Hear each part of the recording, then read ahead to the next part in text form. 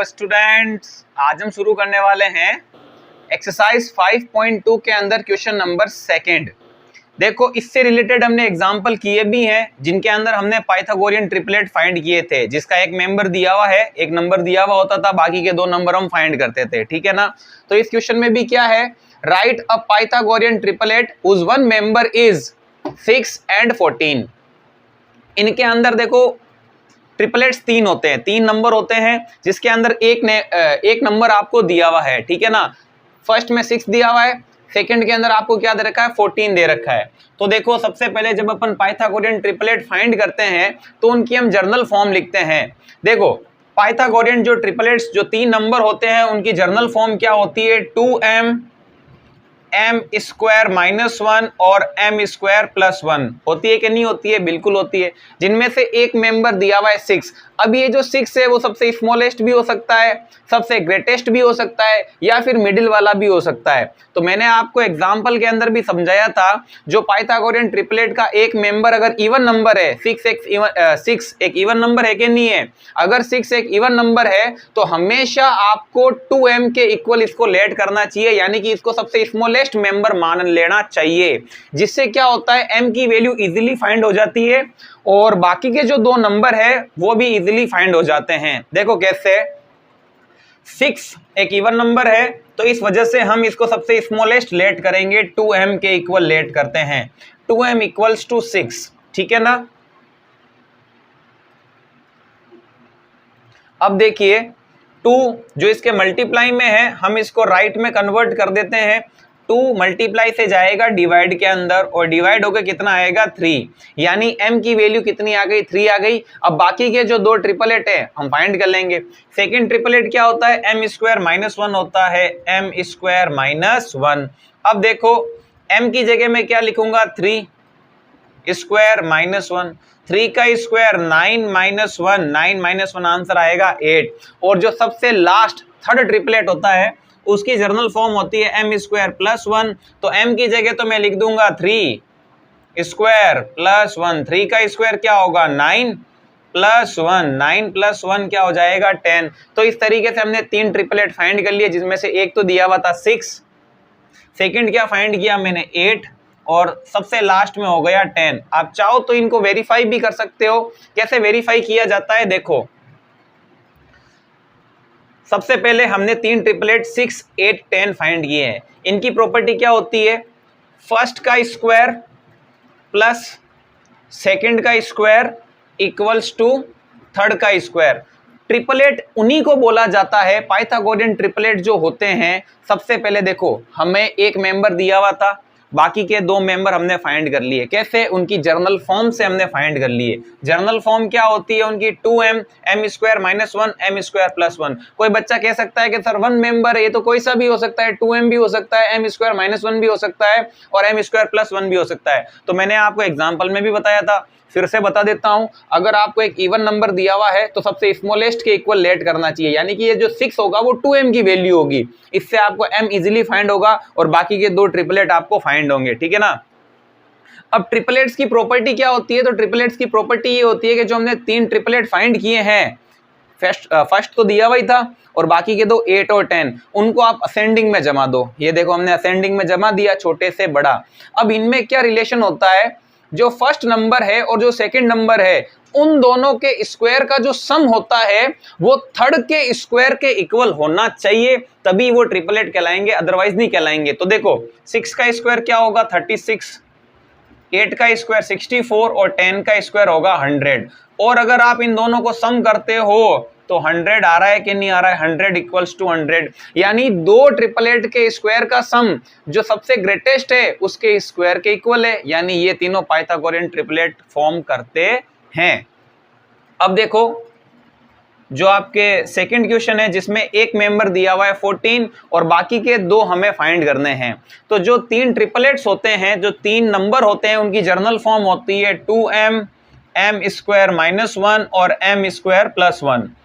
ठीक है, जिनमें से एक मेंबर 14 है। अब ये 14 2m की वैल्यू भी हो सकती है एम स्क्वायर माइनस वन भी हो सकता है और एम स्क्वायर प्लस वन भी हो सकता है। लेकिन मैंने क्या बताया, 14 एक इवन नंबर है, तो इवन नंबर होने के लिए सबसे पहले हम इसको 2m के ही इक्वल लेट करेंगे, यानी ये जो 14 किसकी वैल्यू होगी, ये 2m की वैल्यू होगी।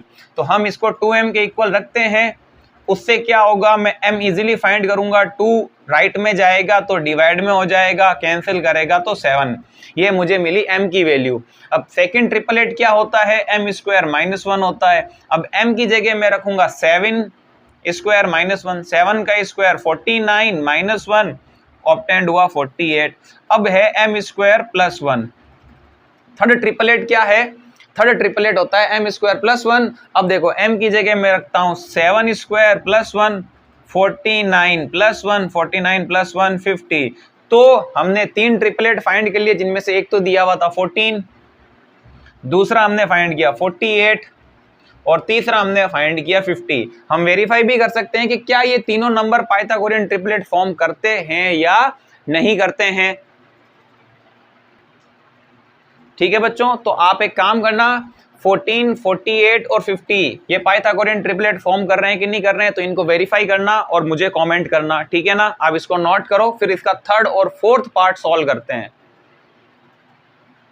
नेक्स्ट है आपके क्वेश्चन नंबर थर्ड और फोर्थ। सेकंड के अंदर टोटल 4 क्वेश्चन थे, जिनके फर्स्ट और सेकंड तो हम सॉल्व कर चुके हैं। अब थर्ड और फोर्थ बाकी रहा है। देखो 16 और 18 पाइथागोरियन ट्रिपलेट के अंदर हमें एक मेंबर दिया हुआ है 16, बाकी के 2 फाइंड करने हैं। और इसमें दे रखा है एक मेंबर दे रखा है 18 और बाकी के 2 नंबर फाइंड करने हैं, ठीक है ना। आपने देखा होगा ये जितने भी क्वेश्चन थे उनमें सब इवन नंबर ही दिए हुए थे। आई बात समझ में, कोई भी ऐसा कंफ्यूजिंग वाला क्वेश्चन था ही नहीं हमारे। तो देखो सबसे पहले जब पाइथागोरियन ट्रिपलेट फाइंड करते हैं तो तीनों नंबरों का जर्नल फॉर्म जो होता है 2m, m square minus one और m स्क्वायर प्लस वन, ठीक है ना। अब जो 16 है वो किसके इक्वल होगा, आप बता सकते हो 16 जो होगा वो 2m के इक्वल होगा, क्योंकि ये इवन नंबर है। तो मैं 2m के इक्वल 16 को लेट कर लेता हूँ। इससे मैं m की वैल्यू फाइंड कर लेता हूँ। 2 राइट में जाएगा तो 16 के डिवाइड में हो जाएगा, कैंसिल करेंगे तो 8। आई बात समझ में। अब देखो जो सेकंड ट्रिपलेट है वो आपकी क्या है, m square minus one. m की जगह मैं क्या रखूंगा 8 square minus one, 64 minus one यानी कि 63। और अगर मुझे सबसे लास्ट का जो ट्रिपलेट फाइंड करना है उसकी जर्नल फॉर्म होती है m square plus one.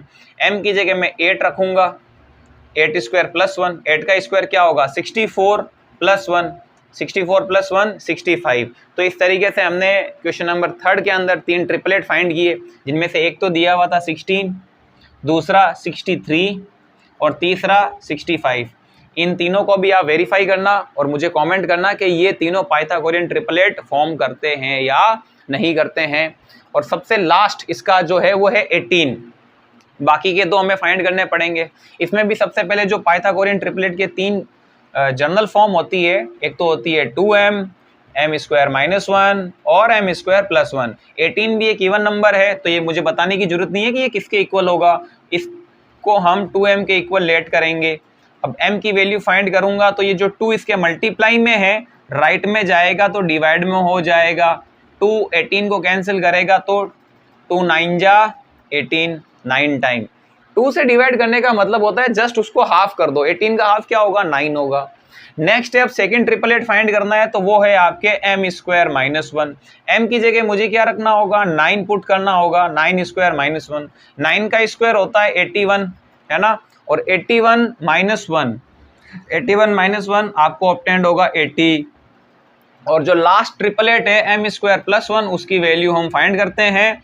m की जगह फिर से रखना होगा 9 स्क्वायर प्लस वन, 9 का square 81 plus one, 81 plus one 82। इस तरीके से हमने इसके अंदर भी 3 ट्रिपलेट फाइंड किए, जिनमें से एक तो अपने को दिया हुआ था 18, दूसरा है 80 और तीसरा है आपके 82, ठीक है ना। इनके अंदर भी आपको क्या करना है, वेरीफाई करना है कि ये तीनों पाइथागोरियन ट्रिपलेट फॉर्म करते हैं या नहीं, और मुझे कमेंट करना है। इसी के साथ आपके क्वेश्चन नंबर सेकंड कंप्लीट होता है। आप इसको नोट कीजिए। नेक्स्ट वीडियो में मिलते हैं हम एग्जाम्पल के साथ, तब तक के लिए थैंक यू फॉर वॉचिंग।